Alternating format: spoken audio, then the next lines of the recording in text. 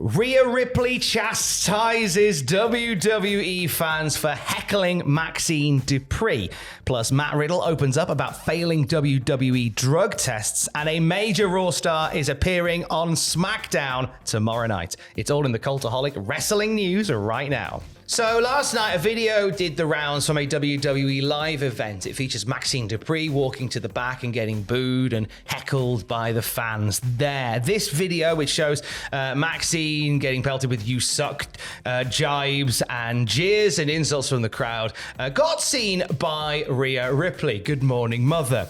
And she broke character to scold, nay chastise, those fans for giving Maxxine Dupri grief. Yeah, she said, "I really wish that some of you got booed and ridiculed in the public eye while being new at your job. Learning and getting better is all part of being human. Be better as humans." Since Rhea's comments defending Maxxine, some of Maxxine's colleagues have also come forward, such as Zelina Vega. Becky Lynch came forward as well, sharing a tweet that she posted a while ago saying, "If I hadn't sworn off tag partners for life, Maxxine Dupri would be my number one choice." She screenshotted that and then added, "Meant it then, mean it now."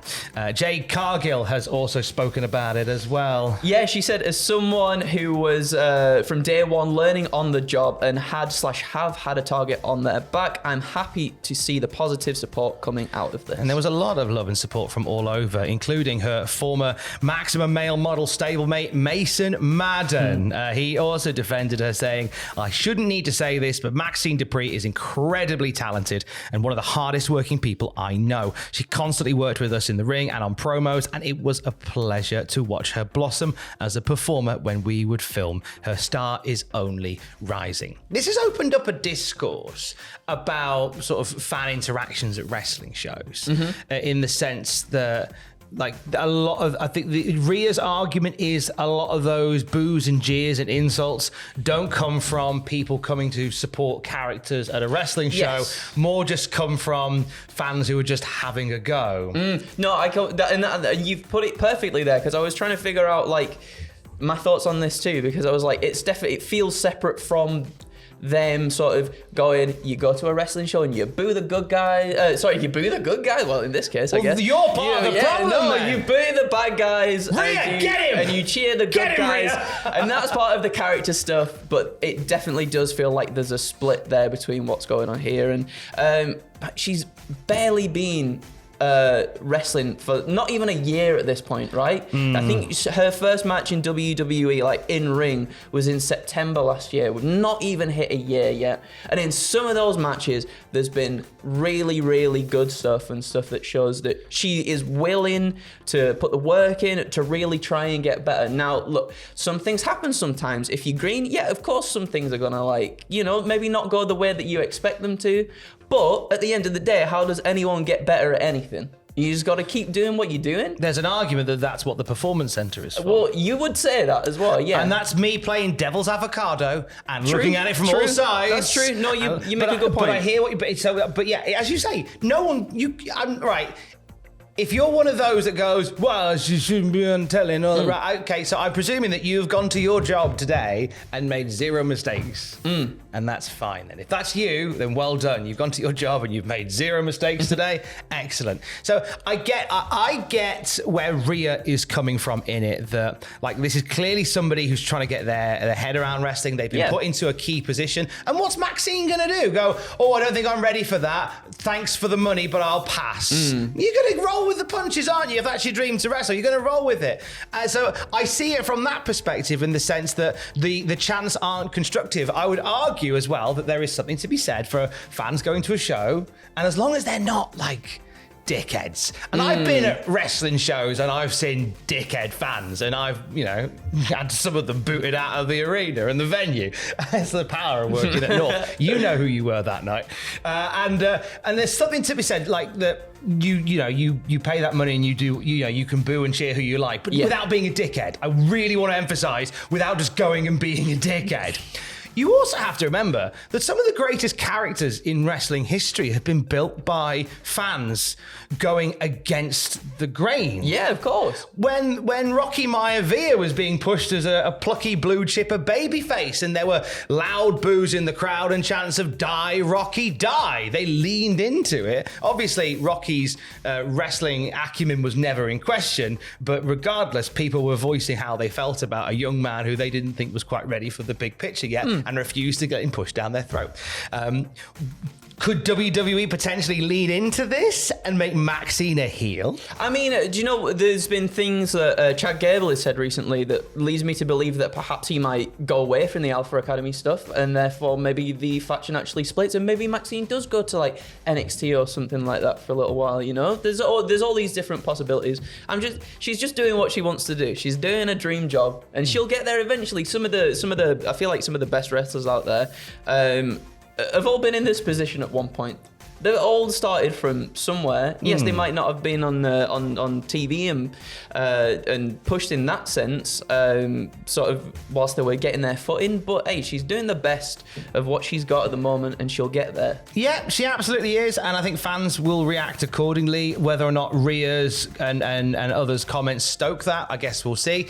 Genuinely, your thoughts in the comments on that, on you know, the cheering and the booing of someone like Maxxine Dupri at a wrestling show.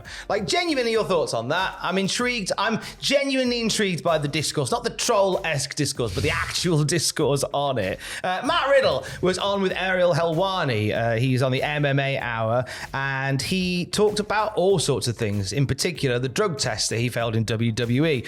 But, Andrew, he didn't fail for what we think he failed for. Yeah, it was something a little bit different. He said, you're allowed to smoke weed. I went to the strip club and did some cocaine a couple of times, and I failed the drug test. It was cocaine each time, but it was honestly just random nights. The first drug test I took, WWE test, you randomly say any week, but sometimes you get tested, say, at the end of 1 month and the beginning of another month. And by the time I thought I failed the first one, I got 2 right at once. So I think that's why they're a little more lenient with us. So that was a surprise. We all thought it was something else, and it was for that. There you go. Was. Riddle also opened up about the JFK airport incident that led to his dismissal from WWE, describing it as a perfect storm of a long flight, a bad ear infection, and cocktails. He told Ariel Helwani he considers it a sign to himself that he was overworking, and he had to he got back into things too quickly after some time away, and then he had a fair bit of time away because WWE released him. Yes. And then he's now back sort of finding his feet once again on the independent circuit. Let's go to AEW. They potentially are adding another pay-per-view to their pantheon of pay-per-view. It's a very interesting time of year as well. So after AEW trademark Dynasty, Fightful Select reported, we've since learned via Warner Brothers Discovery sources that the trademark is connected to a pay-per-view event or special show targeted for the spring. Word within All Elite Wrestling that we've heard is that it could be an April event, which the company has never done. Pretty sure they're doing a show in Worcester, Massachusetts around April, early April. So whether or not they go up against WrestleMania with some sort of special event, could be.